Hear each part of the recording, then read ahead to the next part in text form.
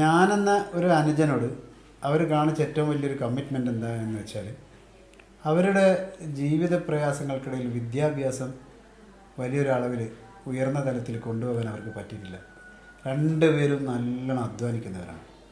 അധ്വാനിക്കുന്നത് എങ്ങനെയാണെന്ന് എൻ്റെ വടകര ഭാഷയിൽ പറഞ്ഞാൽ ചോര നീരാക്കുക എന്നൊക്കെ പറയും. അതുപോലെ അപ്പോൾ അവരെ പോലെ ഞാനും പഠിക്കാതെ എവിടെയെങ്കിലും ആയിപ്പോകണ്ട, പഠിച്ചിട്ട് എവിടെയെങ്കിലും എത്തിക്കോട്ടെ എന്നൊക്കെ കരുതിയിട്ട് എന്നെ നന്നായിട്ട് പഠിപ്പിക്കാൻ ശ്രമിച്ചിരുന്നു. SSLC വരെ ഞാൻ നന്നായിട്ട് പഠിക്കാറുണ്ടായിരുന്നു. പക്ഷെ ആ സമയത്ത് എനിക്ക് ഇപ്പോഴും ഞാൻ പറയാം, എൻ്റെ മൂത്ത ജ്യേഷ്ഠൻ എന്നെ ഇന്നവരെ അടിച്ചിട്ടില്ല. അതുപോലെ എൻ്റെ പ്രിയപ്പെട്ട ഉപ്പയും അടിച്ചിട്ടില്ല. ഇവരെ രണ്ടുപേരും അടിക്കാൻ ബാക്കി വെച്ച് പോയ എല്ലാ അടിയും എൻ്റെ നന്മയ്ക്ക് വേണ്ടിയിട്ടാണ്. വലുതായ സമയത്താണ് അതൊക്കെ ഓർക്കുന്നത്. എന്തിനായിരുന്നു എന്നെ അന്ന് എൻ്റെ നേരെ ജ്യേഷ്ഠൻ ഫസലും ഒരുപാട് പാട്ടുകളൊക്കെ എഴുതിയിട്ടുണ്ട്. സ്നേഹമുള്ള ഫർഹാൻ അടക്കം ഷെരീഫൊക്കെ പാടിയിട്ടുണ്ട്, മറ്റുള്ള ഗായകരൊക്കെ പാടിയിട്ടുണ്ട്.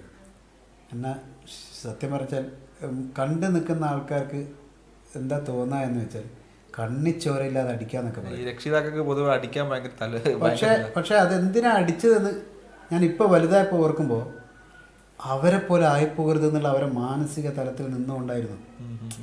ഇപ്പോഴും എൻ്റെ ജ്യേഷ്ഠൻ ഇപ്പം ബഹ്റൈനിലുള്ള പോലീസിലാണ്. ഇപ്പോഴും എൻ്റെ ജ്യേഷ്ഠൻ എന്നെ ഫോൺ വിളിക്കുമ്പോൾ, വേറെ കുടുംബത്തിൽ ആര് വിളിക്കുമ്പോഴും, എൻ്റെ പ്രിയപ്പെട്ട ബാപ്പ ജീവിച്ചിരിക്കുന്ന സമയത്ത് ബാപ്പ വിളിക്കുന്ന സമയത്ത് പോലും എനിക്ക് മറുഭാഗത്ത് അവരായിരിക്കും എൻ്റെ ഫോണിലേക്ക് കോൾ വരുമ്പോൾ എനിക്ക് വലിയൊരു പേടിയുണ്ടാവില്ല. പക്ഷെ എൻ്റെ നേരെ ജ്യേഷ്ഠൻ ഫസലും ഇപ്പോഴും വിളിക്കുമ്പോൾ ആ ചെറിയ നാളുള്ള പേടി, ഇപ്പം ഞാൻ ഒരാളെ പേടിക്കാത്തവളാണ്. ഇപ്പോഴും ആ ജ്യേഷ്ഠനോടുള്ള പേടി. പിന്നെ അവരൊക്കെ ഭയങ്കര പോസിറ്റീവ് എനർജി തരും. പ്രത്യേകിച്ച് എൻ്റെ നേരെ ജ്യേഷ്ഠൻ, ഞാൻ ഇപ്പോൾ അറിഞ്ഞ ജ്യേഷ്ഠൻ.